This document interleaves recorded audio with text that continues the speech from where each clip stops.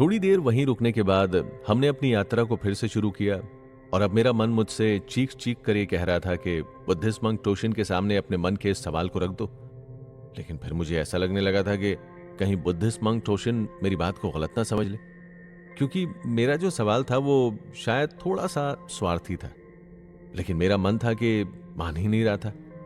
मैं काफी देर तक अपनी सोच में ही उलझा हुआ था, लेकिन पता नहीं कैसे बुद्धिस्ट मंक टोशिन को मेरे चेहरे से उड़े हुए रंग और मेरे खोए हुए दिमाग को देखते ही पता चल गया कि मेरे मन में कोई तो सवाल है जो बाहर आने के लिए तड़प रहा है। इस पर बुद्धिस्ट मंक टोशिन मुझसे मुस्कुराते हुए कहने लगे, क्या बात है? क्या कोई सवाल तुम्हें परेशान कर रहा है? लगता है तुम्हारे मन में कोई बहुत बड़ी जंग चल रही है। तुम चाहो तो मुझसे पूछ सकते हो। बुद्धिस्ट मंक टोशिन का बस इतना कहना हुआ ही था कि मैंने उनसे अपने मन के सवाल को तुरंत ही पूछ लिया। गुरुजी, मेरे मन में एक सवाल था जो मुझे बहुत परेशान कर रहा है।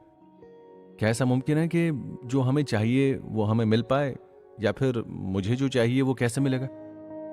मैं जानता हूं मेरा सवाल थोड़ा सा अटपटा है, लेकिन क्या ये मुमकिन है? क्योंकि अक्सर सभी लोग अपने लिए बहुत सी योजनाएं बनाते हैं और उस पर बहुत सारी मेहनत भी करते हैं, लेकिन सिर्फ कुछ ही लोग आगे बढ़ पाते हैं और सफल हो पाते हैं। जो सफल नहीं हो पाता, उन्हें सब कुछ नहीं मिल सकता जो उन्हें चाहिए। सफल होने के लिए सिर्फ मेहनत की ही नहीं, बल्कि मजबूत मन के साथ लिए गए फैसले की भी जरूरत होती है। और सबसे जरूरी बात यह होती है कि अपने मन से उस डर को निकालना होता है कि जो काम हम करने जा रहे हैं वो सफल होगा भी या नहीं, और फिर तुम्हें वो मिल जाएगा जो तुम्हें चाहिए। गुरुजी, मुझे कुछ भी ठीक ठीक समझ नहीं आ रहा। डर तो सभी को लगता है। कोई भी काम शुरू करने से पहले मन में ये बात तो आ ही जाती है कि कहीं ऐसा ना हो कि ये जो काम आप मेहनत से कर रहे हैं इसका रिजल्ट नेगेटिव आए, यानी कि हम इस काम में सफल नहीं हो पाए। ये डर लगभग सभी को लगता है। क्योंकि तुम इतना ज्यादा डरते हो, इसीलिए तुम्हारे काम सफल नहीं हो पाते। हर किसी के मन में एक ही सवाल चलता है कि हम जो ये मेहनत कर रहे हैं वो हमें फल देगी या नहीं देगी। कहीं हमारी मेहनत जाया तो नहीं हो जाएगी। और सबसे बड़ा डर, कहीं मैं इसमें सफल ना हो पाया तो क्या होगा। मेरी बात को जरा ध्यान से सुनो, फिर समझ में आएगा कि मैंने क्या कहा था।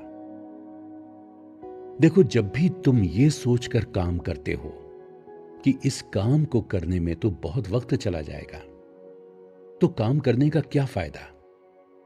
तब तुम अपनी सफलता से 2 कदम पीछे चले जाते हो। याद रखो, एक बीज बड़ा होकर पेड़ बनने और फल देने में वक्त तो लगाता ही है।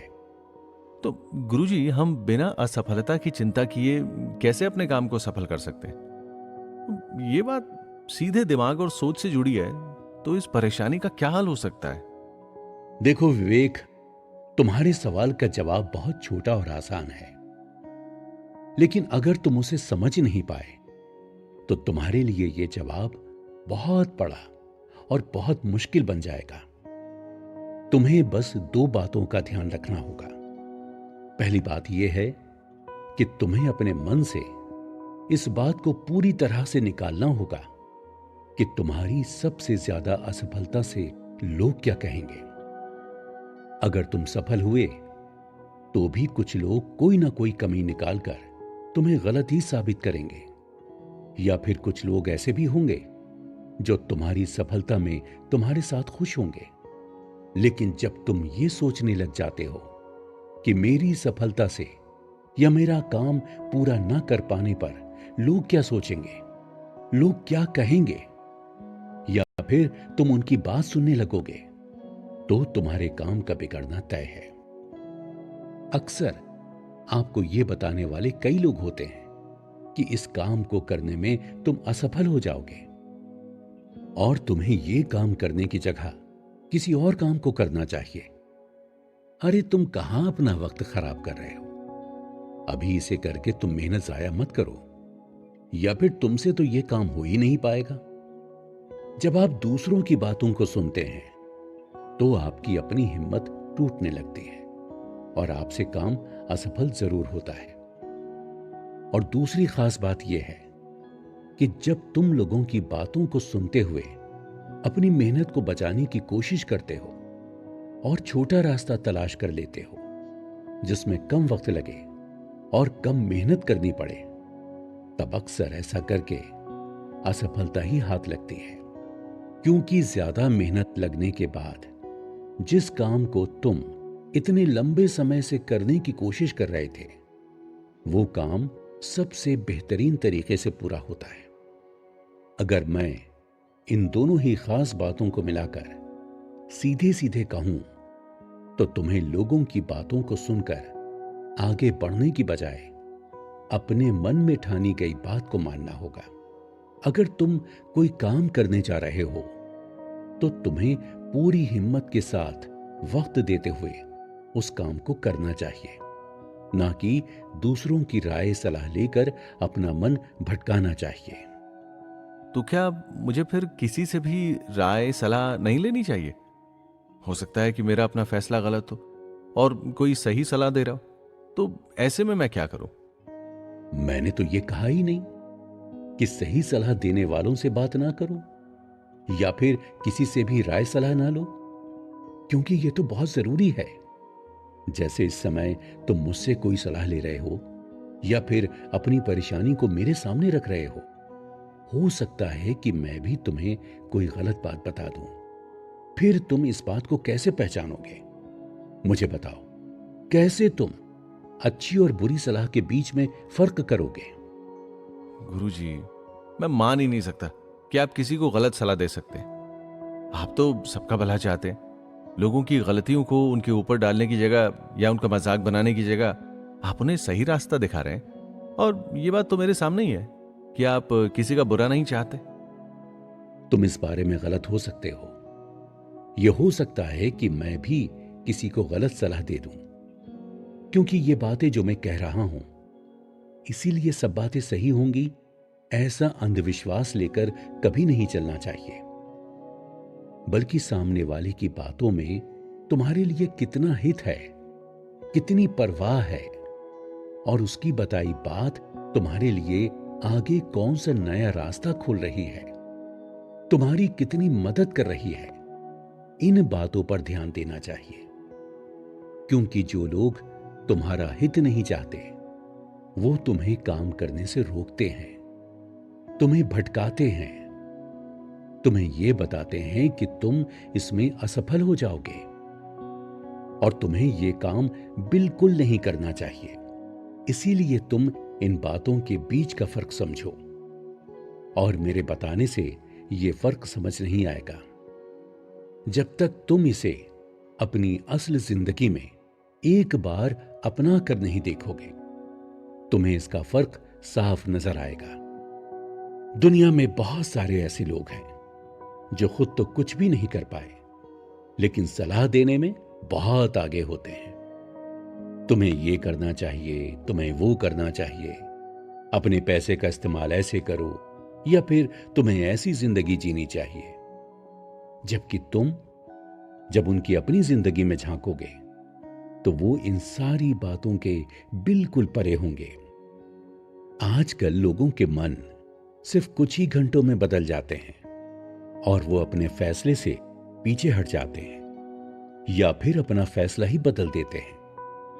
अगर वो ऐसा ना करें तो सफलता का असली जादू तो उनके पास ही है। सफलता का जादू? गुरुजी, आखिर वो क्या है? देखो, सफलता का एक सबसे सीधा और आसान तरीका यह है कि आपके अंदर अपने लिए एक मजबूत इरादा होना बहुत जरूरी है।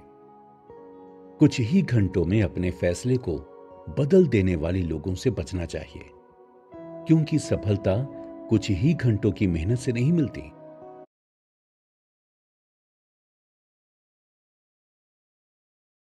बल्कि हफ्तों, महीनों, सालों की मेहनत के बाद भी मिलती है।